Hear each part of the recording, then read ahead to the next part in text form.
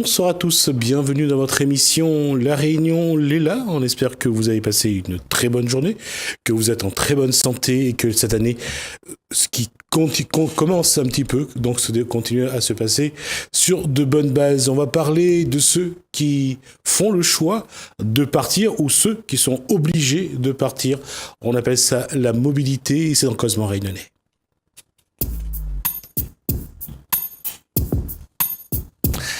On dit souvent qu'il n'y a pas de hasard. Teddy Wagon, bonsoir. Bonsoir. On prend le train en marche. On prend le train en marche. Le train de la mobilité. Le train de la mobilité, oui. Alors, avec nous, René Robert, bonsoir. Bonsoir, Gismi. Alors, on dit géographe, on dit scientifique. Là, tu dis ça dépend du temps. René Robert, c'est tout. René Robert. Et quelqu'un qui a beaucoup travaillé avec les jeunes sur la mobilité et qui en a beaucoup aidé à post-bac à partir. Bonsoir Serge Camachi. Bonsoir. Il y a eu beaucoup de jeunes qui sont venus vers vous pour que vous les accompagniez justement vers la suite de leur... le début plutôt de leur vie universitaire. Tout à fait. La formation est très importante après justement la période scolaire et c'est comme ça que j'ai rencontré Monsieur Wagnon, Teddy Wagnon. Ah, c'est Wagnon, alors là, Wagnon, d'accord. D'accord. Et c'est comme ça que je l'ai rencontré, c'est comme ça que j'aurais eu le plaisir de rencontrer René Robert. Et puis après, nous avons travaillé depuis quelques années justement sur la mobilité, sur la formation, ce qui explique que je suis là aujourd'hui. Merci. C'est quoi la mobilité pour Teddy Wagnon ? La mobilité pour nous, c'est-à-dire que, étant donné qu'à La Réunion, on n'a pas suffisamment de travail, on ne peut pas procurer du travail à tout le monde, donc on a réfléchi à une idée, c'est-à-dire que trouver du travail à l'extérieur, former les jeunes et les envoyer. Mais ce n'est pas envoyer les jeunes pour se débarrasser des jeunes, c'est leur donner une expérience. Ils peuvent revenir beaucoup plus fort. Ils peuvent revenir ici en maîtrisant une nouvelle langue, en maîtrisant un nouveau travail, et puis voilà. D'accord. Je reviens à cette situation. Aujourd'hui, la mobilité, c'est la solution, parce que quand on parle des migrants, la mobilité, apparemment, ça n'intéresse pas beaucoup de monde. C'est difficile à dire. Disons que l'expérience que l'on mène à l'heure actuelle nous prouve qu'il y a là un créneau qui ne prétend pas résoudre l'intégralité du problème de l'emploi. 145 000 chômeurs, qu'est-ce que vous voulez que je fasse ? Une petite équipe comme la nôtre ne peut pas faire face à cela. Par contre, on peut s'attaquer à une partie de ce travail et trouver une solution. C'est ce que Teddy a réalisé. Alors, parlons d'abord de ce qu'a réalisé Teddy Wagnon. À quoi ça consiste la mobilité ? C'est-à-dire que lors d'un voyage avec René Robert, on a rencontré une dame qui parcourt le monde entier pour pouvoir recruter des jeunes pour travailler en Australie. Donc, on s'est dit pourquoi pas nous. Donc, à partir de ce moment, on a essayé de trouver des financements, on n'a pas trouvé. Et c'est là qu'on a frappé à la porte de monsieur... Là, je vous fais un peu l'historique, hein. On a frappé à la porte de M. Serge Camachi qui a cru en ce projet. Le projet, ça consiste à quoi ? On essaie de recruter des jeunes qui ont une formation dans un domaine particulier ou pas, d'accord ? On leur fait une formation en anglais, parce que bien entendu, pour pouvoir y travailler en Australie, il faut maîtriser la langue. Et suite à cette formation, les jeunes sont mis en visioconférence avec des entreprises, avec nos partenaires, et après, ils partent travailler. Donc, on a des jeunes qui sont revenus d'Australie et qui ont des postes, qui ont pu retrouver du travail facilement à La Réunion parce qu'ils ont pu maîtriser la langue. Et on a des jeunes qui sont restés sur place et qui sont aussi dans des formations et qui travaillent sur place. Qui se sentent bien. Combien de jeunes sont partis depuis ? Depuis, on a une 150aine de jeunes sur place. Sur combien d'années ? Depuis 2013, tout en sachant qu'en 2014, ils étaient qu'une quinzaine. L'année dernière, on a quand même 57 départs. Alors, ma question est la suivante. On voit les dispositifs qui existent avec le CNARM, avec la région Réunion. On voit qu'il y a des dispositifs pour partir. On voit que la SNCF, parfois, les grandes enseignes de métropole qui viennent embaucher directement à La Réunion. Est-ce que pour vous, aujourd'hui, La Réunion porte encore le traumatisme de la mobilité forcée de ce qu'a été les enfants de la Creuse, le Bimidum ? Non. Est-ce que je parle de La Réunion de son ensemble ? La Réunion de son ensemble. Non, la mobilité, la Creuse, c'est... Non, je veux pas dire qu'aujourd'hui c'est comme ça, mais est-ce que dans les Réunionnais, est-ce qu'il y a encore ce traumatisme du passé ? Non, les jeunes partent pour s'instruire, les jeunes partent pour découvrir autre chose. Ils nous disent nous-mêmes, nous ce qu'on veut, on veut une manière de vivre autrement que ce qu'on vit actuellement. D'accord. Actuellement, dites-vous bien qu'actuellement, les jeunes, ils se disent, on veut plus être assistés. On veut travailler, on veut gagner notre quotidien, quoi. Mais ce programme où on fait une formation, on arrête, on n'a pas de débouché, on refait une formation, ils ne veulent plus. Eux, ce qu'ils veulent, c'est à la suite d'une formation, une insertion professionnelle. Ce qui n'enlève à rien, les gens qui sont passés par la Creuse et qui sont là aujourd'hui, ils ont ce traumatisme-là qu'ils vont garder pendant très longtemps, malheureusement. Mais les jeunes qui partent aujourd'hui, ils sont avides de découvrir. On va dire que la troisième et quatrième génération aujourd'hui n'est pas concernée par ça. Ne sont pas concernés par ça. C'est toujours fragile. Sociologiquement parlant. Sociologiquement, c'est toujours fragile. Le système qui existe aujourd'hui, il faut le consolider, ces systèmes-là, il faut l'améliorer pour que, justement, les jeunes puissent aussi être motivés à chaque fois qu'ils ont envie de partir. C'est le rôle des collectivités, des associations, des élus également, de la Réunion. Robert, de par votre expérience, et j'ai pas dit votre âge, non, c'est pour faire quand même que je fasse sa remarque, parce que sinon on a dit que je suis hypocrite. La question c'est, on a eu la Sakai avec la Madagascar. Que j'ai connu. Justement, que j'ai connu, oui.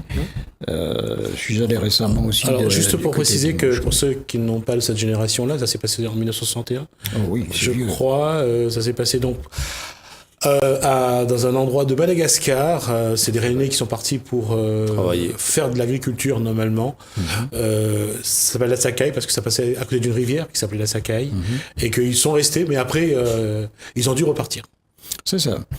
Alors là, c'est la question que vous soulevez, c'est aussi une question qui nous a été posée, c'est-à-dire est-ce un exemple d'expatriation? Parce que certaines personnes étaient inquiètes, attendez, mais vous vous débarrassez des jeunes réunionnais. Moi, ça me fait rigoler parce que 145 000 chômeurs, ça a quand même un sens, non? Sur une population qui avoisine les 900 000 habitants maintenant, ça fait quand même beaucoup. Et là, la question c'est quoi? C'est que d'abord, on ne force personne. On ne force personne. 2, il y a toute une partie de discussion au départ qui fixe bien à la fois la démarche, les contenus, ce qui attend la personne, etc. Et ensuite, la personne ne peut quitter notre formation que dès le moment où elle a un niveau d'anglais qui a été reconnu au plan international par English Congress. Oui, mon anglais, il est magnifique. Ah non, mais il y a 10 ans de pratique. Là. Ça se voit tout de suite. Ça se voit. J'y suis dit oui. Oui, j'ai dit oui. J'ai besoin d'entendre parler un chinois, donc c'est bien.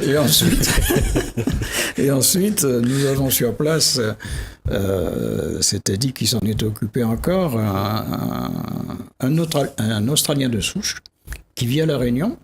Et qui est notre intermédiaire avec les entrepreneurs sur place, parce que lui, il a un anglais, vous pouvez l'imaginer, avec l'accent australien en plus, ce que nous n'avons pas encore, ce que nous n'avons même pas du tout. Et ce qui fait que le gars qui est prêt à partir, il aura par Skype notamment, il aura la possibilité de discuter avec la personne qui l'attend, de voir un petit peu ce qu'il va faire, quel est son salaire, combien de temps, etc., etc. Je veux dire, on ne lâche pas quelqu'un en Australie en lui disant, écoutez, maintenant, démerde à où. C'est quelque chose, c'est un suivi. Oui. Si bien que l'année dernière, on a Teddy va pouvoir l'expliquer, on a fait une visite, je dirais presque protocolaire avec certains responsables. Et ils ont vu sur place comment ça fonctionnait. On ne se cache pas derrière notre petit doigt, là. Il faut que ça réussisse. Et si le taux de réussite est bon, c'est quand même pas par hasard. Une chose aussi qu'il faudrait, j'ouvre une parenthèse à ce moment de l'émission, c'est que j'allais dire la polémique sur la mobilité à La Réunion autour de est-ce que les jeunes sont obligés de partir ou pas, il faudra quand même qu'on rende justice à ceux qui veulent partir. Il y a une grosse partie de cette jeunesse aujourd'hui qui a envie de partir, pas pour quitter La Réunion, mais pour découvrir le monde, pour vivre leur vie. Et ça, il faudra qu'on apprenne aussi à respecter ça. Et ne pas toujours à critiquer les dispositifs de mobilité. Et je pense que vous, pour avoir vécu tout ça, l'envie de partir, vous le voyez dans le regard, dans la vie, dans la voix, dans ce que les jeunes vous montrent. Bah oui, sinon il va pas. Hein. Ouais. Enfin, Teddy peut le dire mieux que moi, puisque s'en occupe lui au quotidien. C'est-à-dire que, d'autant plus que nous, sur ce projet, il n'y a pas de publicité. Je ne pense pas que vous avez déjà entendu parler, Terre à venir, la mobilité vers l'étranger. Enfin, on n'a pas de pub, on n'a pas des encarts, tout ça par rapport à... Mais ce qu'il faudrait dire, c'est que par rapport à Pôle emploi, c'est que nous travaillons en collaboration également par rapport à Pôle emploi, par rapport au CNAM. Il y a un suivi. Pôle emploi, dans le service mobilité internationale de Pôle emploi, et Terravenir, on est constamment en lien. Terravenir est constamment en lien avec le CNAM. Donc, le jeune, quand il part, il a son billet aller-retour. Il n'a pas uniquement son billet aller. D'accord. Il a son billet retour. Et son billet retour, le jeune, il peut le modifier à tout moment, à partir de 6 mois. Donc, c'est pas, comme je vous ai dit tout à l'heure, on se débarrasse pas d'un jeune. Il va pour acquérir une expérience, pour découvrir autre chose. Et si ça l'intéresse, on a le système juridique. Par exemple, un jeune qui part en Australie, qui veut rester sur place, on a tout le système juridique pour pouvoir qu'il reste. Mais encore, c'est une volonté. Voilà. Ma question, c'est aujourd'hui, si des jeunes post-bac veulent venir vers vous, ou même sans bac d'ailleurs, qui veulent venir vers vous pour vivre cette expérience-là, qu'est-ce qu'ils doivent faire? Ils doivent s'inscrire, ils doivent contacter Terravenir et ça s'arrête là. Nous, on s'occupe de tout par rapport. Alors, comment on vous contacte? Ils nous appellent au 06 92 21 35 35. Nous avons un site. Répétez le numéro. 06 92 21 35 35. Nous avons un site web terravenir.org. Et également, les jeunes peuvent se mettre en contact avec le Pôle emploi, les missions locales, la région, le conseil régional, dans le service mobilité. Tous ils seront dirigés vers nous pour l'Australie. D'accord. C'est que pour l'Australie? C'est que pour l'Australie. Bien entendu, on nous avait posé la question, pourquoi pas travailler avec nos voisins africains, Sud-Afrique, mais c'est impossible parce que le jeune ne pourra pas. Bon, il y a d'abord la sécurité qui n'est pas pareille qu'en Australie, et puis au niveau de coût, le jeune ne va pas travailler en Afrique du Sud pour gagner 450, 600 euros si on fait la conversion, le rand par rapport à l'euro. Alors, le rand pour l'Afrique du Sud. Voilà, le rand pour l'Afrique du Sud. Tout à fait.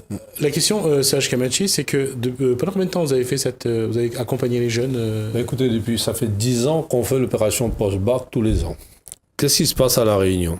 Souvent, les jeunes, malheureusement, en 4e, en 3e, en seconde, en première, ils n'ont pas choisi leur formation, leur avenir. Et puis, ils découvrent, après le bac, ils passent le bac, ils réussissent, mention bien, mention assez bien, très bien.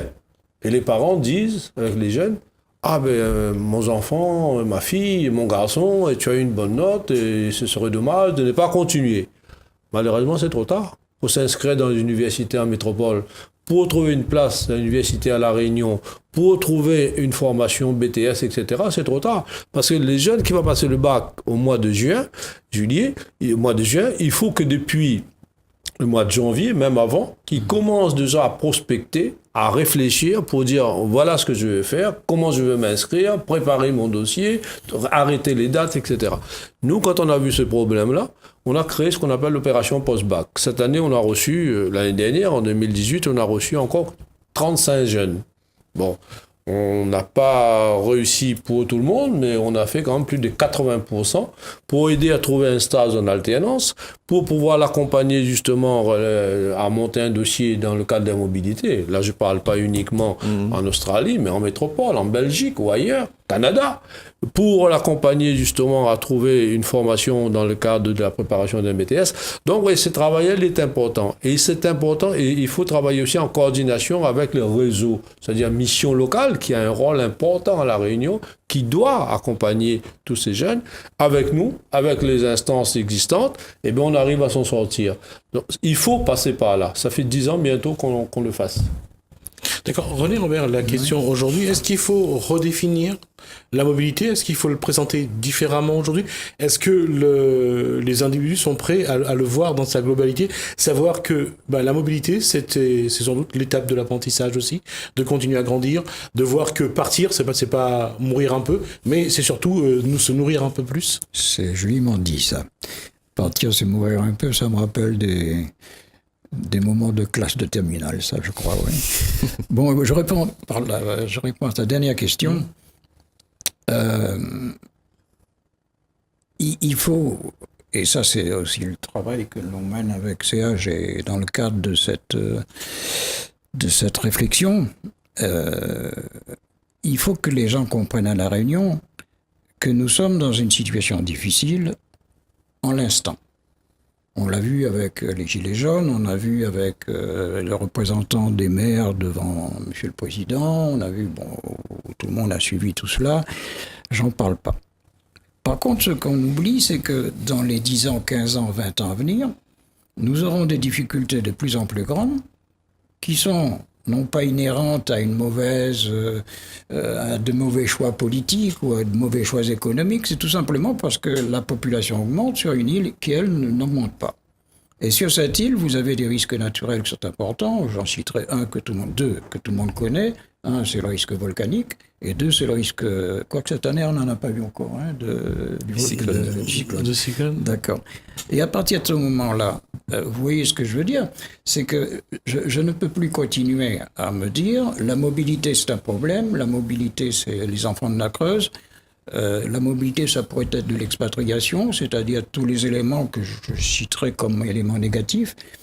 Je crois qu'on a vraiment une réflexion à mener et les politiques qui nous gouvernent ne peuvent pas s'abstraire de cette réflexion-là. Sinon, que deviendront ces enfants, ces petits-enfants? Comme vous l'avez fait remarquer, je suis suffisamment âgé pour ne pas m'en occuper. J'ai pas dit ça. Hein. Non, je tiens absolument à montrer que j'ai du respect pour les individus. J'ai vu ça dans son œil. C'est pas vrai. C'est pas vrai. Donc notre problème, il est où? Notre problème, c'est d'abord répondre aux difficultés de ce jour, d'où le travail de Teddy et de son équipe, où on envoie plusieurs dizaines de personnes avec un taux de réussite qui est bon. Encore une fois, il est bon. On dit que le Réunionnais n'est pas capable de s'adapter. Il faut arrêter de dire des sonneries. Il y a un vivier là. D'accord, il y a un vivier là. Mais l'autre aspect de la question, c'est que il y a derrière cela, il ne faut pas qu'on se cache derrière cela pour ignorer que les années qui viennent sont des années difficiles pour les gens qui, à l'heure actuelle, ont 10 ans, ont 15 ans ou 5 ans, et qui demain vont voir une île où il n'y a plus de place pour faire l'agriculture, où l'eau n'est plus de qualité. Regardez là cette année, avec le dérèglement climatique, regardez ce mois de janvier qui est sec. Oui, tout à fait. Et c'est pas quand même classique chez nous que d'avoir un janvier sec. Tout à fait. Et je pense que c'est le mois de mars et avril. Et puis il y a un point positif que Teddy va le dire, c'est que par rapport en Australie, c'est un grand continent, il n'y a pas que les Réunionnais. Il y a des gens qui viennent des autres départements d'outre-mer, des Nouvelle-Calédonie et autres. Les Réunionnais sont très appréciés. Et justement, la question par rapport à ce que vient de dire René Aubert, Teddy a voulu réagir. La question, c'est, ils s'adaptent correctement, ils se sentent bien? Ils s'adaptent correctement, surtout les jeunes. Parce que l'Australie, que ce soit dans les grandes villes, quoi, c'est des villes festives, quoi. Et les jeunes, ils aiment bien travailler et puis s'amuser. Et tout est encadré. Moi, je vais prendre une petite anecdote, petite réflexion d'un petit jeune qui est parti avec nous et qui est devenu superviseur d'une équipe qui travaille dans du fruit picking. D'accord? Il me dit dans du fruit picking, c'est-à-dire la cueillette des fruits, quoi. Ouais, d'accord. Il me dit, Monsieur Vagnon, avant là, je parle un petit peu créole là, comme était la case là.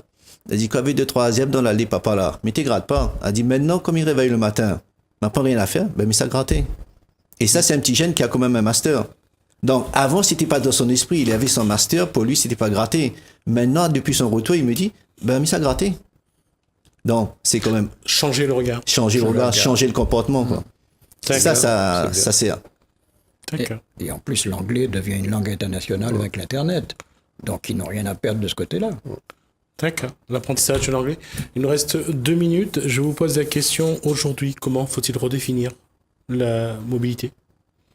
Qu'est-ce qu'il faut dire aux gens quand on parle de mobilité? Quelle serait votre définition de la mobilité aujourd'hui? Ma définition, c'est faire comprendre aux parents la mobilité, c'est pas l'exil. C'est pas l'exil des enfants. La mobilité, c'est au développement de l'enfant. Dans plusieurs cas, ce sont les parents qui ont peur. C'est pas l'enfant lui-même, c'est pas le jeune lui-même. Le jeune lui-même, il veut découvrir. C'est les parents qui ont peur. Et or, il y a toute une garantie derrière. Il y a toutes les institutions comme Pôle emploi, le CNAM, la région, tous sont derrière de cette mobilité. C'est pas que Terre Avenir qui fait cette mobilité. On a tous des garanties. Le CNAM par rapport au billet d'avion, la région pour le financement ou bien Pôle emploi, le financement de la formation. Voilà, tout est là, quoi. Tout est réuni, mais ce sont les parents, c'est tenté de se dire que la mobilité, c'est une chose extra. Moi, si à mon époque, j'avais cette mobilité, peut-être aujourd'hui, je serais pas là.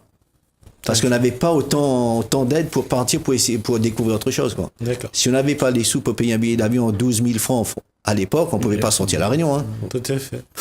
Allez, Robert? Là, le géographe est un peu embêté. Pour conclure une émission comme celle-là, il ne faut pas être non plus trop pessimiste, mais moi, j'ai la trouille.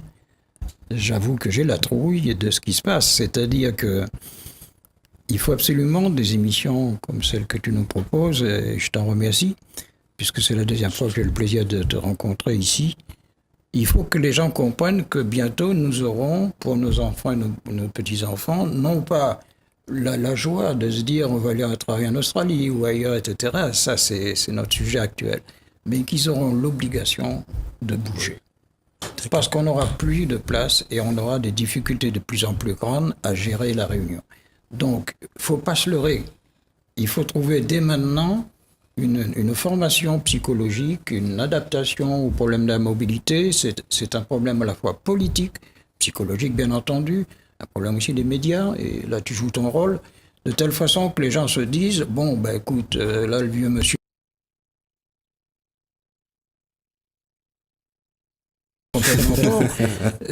il faut absolument que nos mamans se disent, ben, peut-être que la Réunion est jolie, mais pour le travail, pour créer une case, pour marier, avoir des enfants, peut-être qu'il y a des possibilités qui n'y a plus.